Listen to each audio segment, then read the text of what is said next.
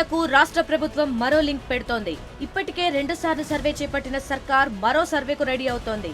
అప్లికేషన్లు మరోసారి వెరిఫికేషన్ చేయాలని నిర్ణయించింది. అయితే గతంలో దరఖాస్తు చేసుకున్న ప్రజలు గ్రామ సభల్లో తీవ్ర అభ్యంతరం చెప్పడంతో మరోసారి వెరిఫికేషన్ చేయాలని ప్రభుత్వం నిర్ణయానికి వచ్చింది. ప్రతి దరఖాస్తును క్షుణ్ణంగా పరిశీలించి లబ్ధిదారులను ఎంపిక చేయాలని హౌసింగ్ కార్పొరేషన్ ఆదేశాలు జారీ చేసింది. ఈ మేరకు జిల్లా కలెక్టర్లు, మున్సిపల్ కమిషనర్లు, ఎంపీడీఓలకు సర్క్యులర్ జారీ చేసింది.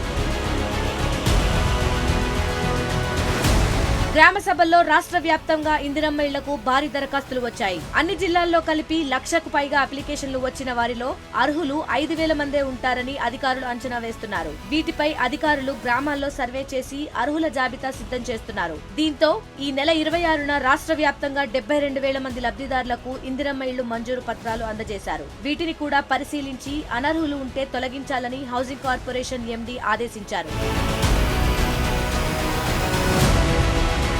రాష్ట్ర ప్రభుత్వానికి ఇందిరమ్మ ఇళ్ల కోసం వచ్చిన అప్లికేషన్లను అధికారులు 3 కేటగిరీలుగా డివైడ్ చేశారు. దరఖాస్తులను L1, L2, L3గా విభజించారు.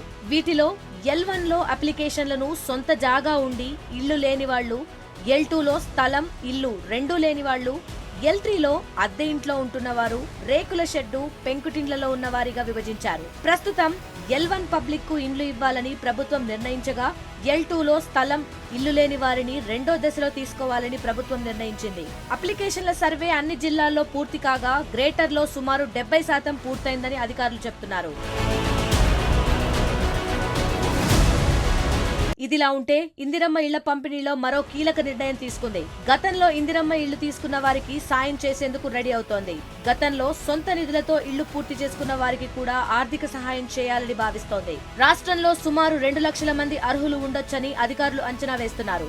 గతంలో విడుదల చేసిన నిధులను పరిశీలించి గత ప్రభుత్వం ఎంత అమౌంట్ ఇచ్చింది, ఇంటి నిర్మాణంలో బేస్మెంట్, సగం ఇళ్లు, స్లాబ్ వంటి దశల్లో ఏ దశ వరకు సాయం చేసింది, ఏ దశ నుంచి సొంత నగదు ఖర్చు పెట్టారన్న వివరాలను హౌసింగ్ డిపార్ట్మెంట్ సేకరించింది. మొత్తానికి ఇందిరమ్మ ఇళ్ల పంపిణీలో ప్రభుత్వం రోజుకో నిర్ణయం తెరపైకి తీసుకురావడంతో లబ్ధిదారులు ఆందోళన చెందుతున్నారు.